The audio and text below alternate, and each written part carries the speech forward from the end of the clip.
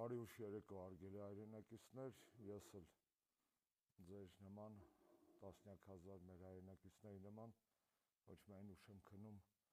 արդեն քանի տարի է եւ դժվարությամբ եմ քնում, այլ այս գիշեր նույնպես հանգիստ քնել չեմ կարող։ Ամեն անգամ երբ թվում է, որ Նիկոլ Փաշինյանը այլևս հատել է ամենաստորին, ամենաներքևի, ամենաանբարոյական գիծը քաղաքական հետապնդումների եւ անբարոյականության մեջ, նա նոր հակառեկորդ է սահմանում այսօր Գոհար Ղոմաշյանի եւ մյուս կնոջ հետ կապված հայտարարակ ձերբակալությունը եւ այն տեսարանները, որոնց մենք հետևում ենք դատարանից, երբ որ նորածին երեխային բաժանել են իր մորից եւ այն սադիստական հաճույքը, որ ստանում է այս իշխանությունը, ճնշելով ամեն մի մարդկային ու բարոյական, նոր հակառեկորդ է սահմանել, թվում էր, թե 18-ամյա Դավիթ Մինասյանին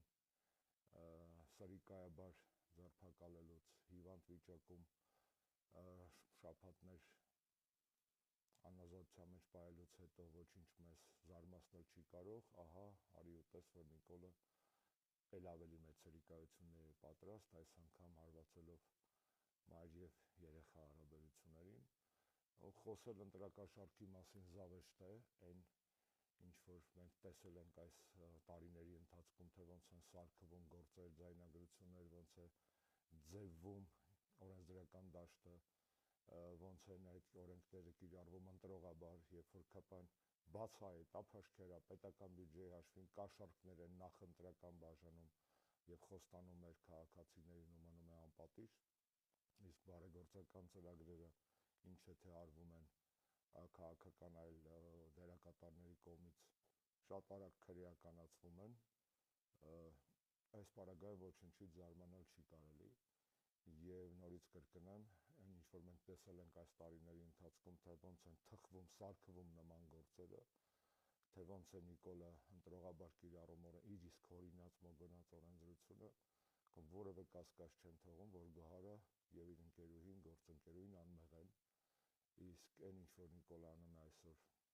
հենց այս գիշեր, հենց այս պահին Գոհարի հանդեպ, իր երեխայի հանդեպ պարզապես սարսափելի է իր անբարոյականության մեջ, հերթական հակառեկորդն է եւ այստեղ իհարկե անկեղծ խոստովանենք, մեղավորը նաեւ ընդդիմությունն է,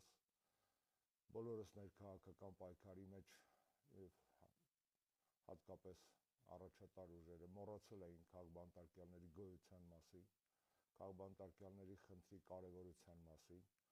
սովորական երևույթ է դարձել քաղբանտարկյալներ ունենալը եւ ընդհանրապես այդ մարդկանց հիշատակելն ու թվարկելը հարցազրույցներում, ես որպես 2 տարուց ավել անազատության մեջ անցկացրած մարդ ասեմ, որ դա շատ ցավալի երևույթ է եւ մենք մի տեսական տելացել ենք այդ փաստին, սովորել ենք ու մոռացել այդ մարդկանց, ուրախանում ենք, երբ որ կալանքները, բանտային կալանքները փոխարինում են տնային կալանքներով եւ այլն, այնինչ Նիկոլը պարզապես մարտավարություն է կիրառում, մեկին գոլոշիները թողում է մի քիչ, բաց է թողում ու միանգամից համակարգը այդ վիշապը կուլ է տալիս նոր զոհի,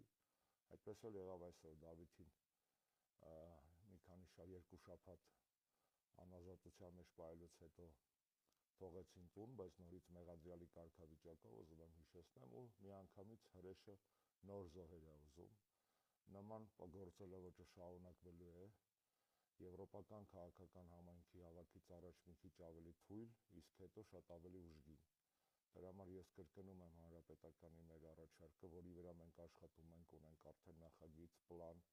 ռազմավարություն, որ եվրոպական այդ հավաքը վերածել ոչ թե թույլ տալ, որպեսզի այդ հավաքը թույլ չտալ, որպեսզի այդ հավաքը կներեք վերածվի նիկոլական նախընտրական խնջույքի, այլ դարձնել այն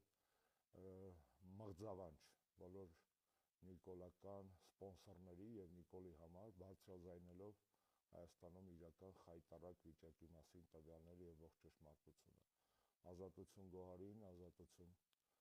բոլոր քաղբանտարկյալներին եւ լավ երկիր պետք է ստեղծենք, վերակառուցենք մեր բոլորիս երեխաների համար, այդ թվում Գոհարի փոքրիկի համար, ով հիմա դատարանի բակում է իր մոր կարոտն է փորձում առնել։